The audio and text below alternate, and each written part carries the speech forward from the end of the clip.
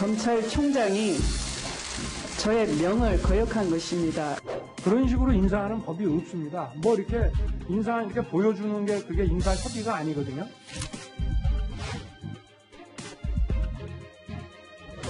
문재인 정부의 검찰총장이다. 이제는 그처럼 국민들을 연결시키는 그런 갈등은 다시는 없으리라고.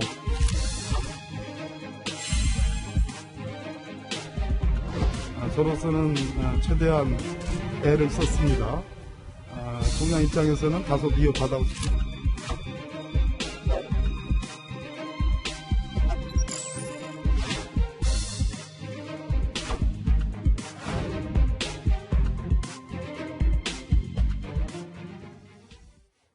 자, 오늘도 날카로운 분석을 해주실 전문가 세 분이 나와 있습니다. 김경진 전 국회의원, 하종대 보도본부 선임기자, 그리고 이두하 변호사님 세 분입니다. 어서 오십시오. 자, 앞서서 전해드린 신현수 대통령 민정수석의 사의 표명은요, 청와대도 공식 사실을 오늘 오전에 전해드린 것처럼 확인을 했습니다. 도대체 설 연휴 기간 동안 청와대에서는 무슨 일이 있었던 걸까요? 신현수 민정수석이 임명된 지 2달도 채 되지 않아서 사의 표명을 한 배경과 이유를 분석해 보겠습니다. 우선 신현수 대통령 민정수석이 임명된 과정을 잠깐 설명해 드리도록 하겠습니다.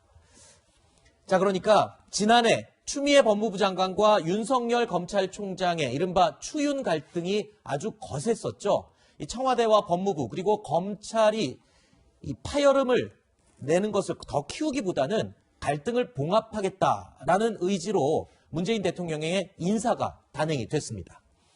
추미애 전 장관 대신에 이 자리에 친문계 인사이자 삼선 의원인 이 박범계 장관이 임명이 됐습니다.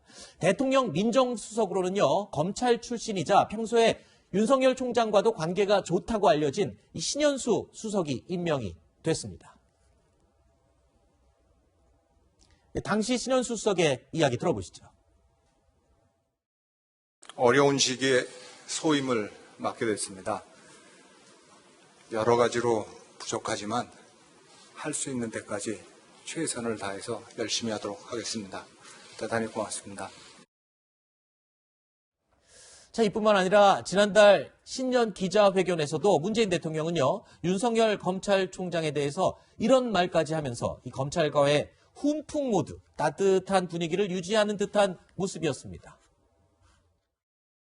윤석열 총장에 대해서는 여러 가지 평가들이 있지만 저는 저의 평가를 한마디로 말씀드리면 그냥 문재인 정부의 검찰총장이다.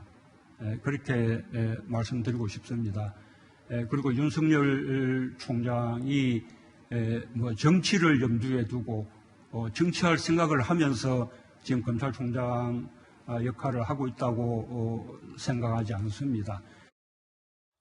자, 이때까지만 해도 검찰과 청와대 또는 법무부 사이의 그 갈등이 이제 좀 봉합이 되고 분위기가 좀 훈훈해지는가 싶었습니다.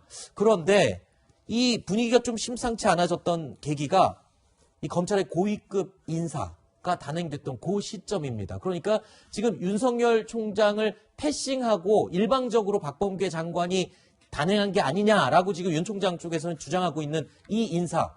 거기에 지금 신현수 정무수석은 어떤 식으로 지금 연관이 되어 있는 건가요? 원래 민정수석은 그러니까 원래 이 자리에 올 때 인사에 대해서 협의를 하기로 얘기를 나눴었다는 얘기도 들리던데요. 예, 사실 이제 검찰 인사가 지난 이제 7일 날 단행이 됐었죠. 네. 아주 작은 인사가 있었는데 검사장 4명에 대한 인사가 있었습니다.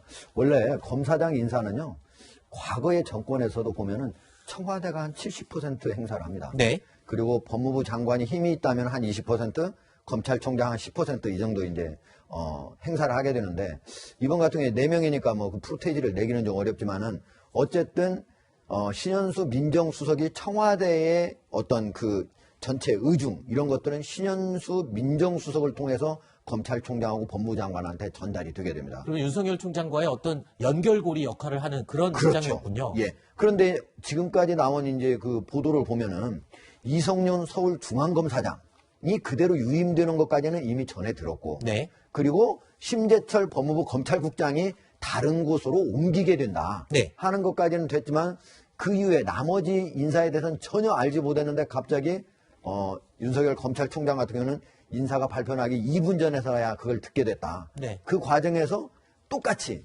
신현수 민정수석도 만약에 검찰총장만 몰랐으면 뭐 아무 문제가 없겠죠. 그런데 신현수 민정수석도 전혀 몰랐더니 그때 일요일이잖아요. 일요일 오후 인사했는데 그런 과정에서 과연 신현수 민정수석이 처음에 임용될 때 사실은 문재인 대통령이 신뢰했기 때문에 네. 신임했기 때문에 됐던 거거든요. 그리고 그렇죠. 여러 가지 같이 나눴던 얘기들이 있었던 거거든요. 근데 첫 번째 검사장 인사에서 그런 것들과 전혀 다른 그런 결과가 나왔기 때문에 신현수 민정수석은 대통령의 이런 그동안의 약속, 신뢰 이게 과연 맞는 것인가? 네. 그에 대해서 자기 자신의 역할이 더 이상 없다라고 생각을 하고 네. 사표를 내게 된 것으로 보입니다. 자, 그러니까 윤추 갈등, 추윤 갈등 이 봉합 과정에서 나온 인사였고 그리고 신현수 민정수석이 그러니까 뭔가 좀 검찰과의 갈등을 봉합하는 역할을 할 거다.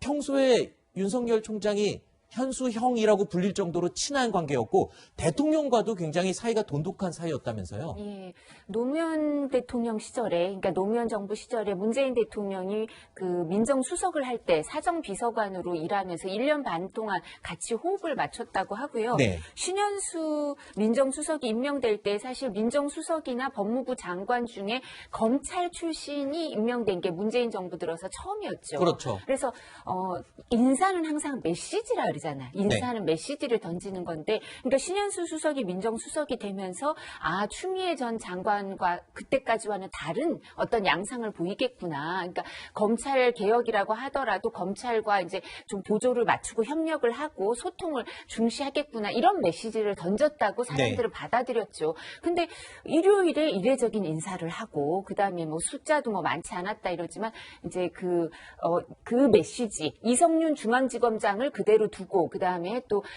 심재철 검찰국장을 남부지검장으로 보내면서 영전성 인사를 하는 걸 보고 이 인사의 메시지와 신현수 민정수석이 민정수석이 되는 인사의 메시지가 배치된다 이렇게 생각을 했거든요. 그러니까 네. 뭔가 이례적이고 뭔가 이게 이렇게 우리가 예상했던 거와는 다른 갈등이나 아니면 이런 부분이 있구나. 그리고 제일 확실하게 얘기할 수 있는 건 신현수 민정수석은 이 인사에 있어서는 아무 역할을 못했구나. 네. 이런 생각을 했었는데 이제 갈등설이 불거지고 있는 겁니다.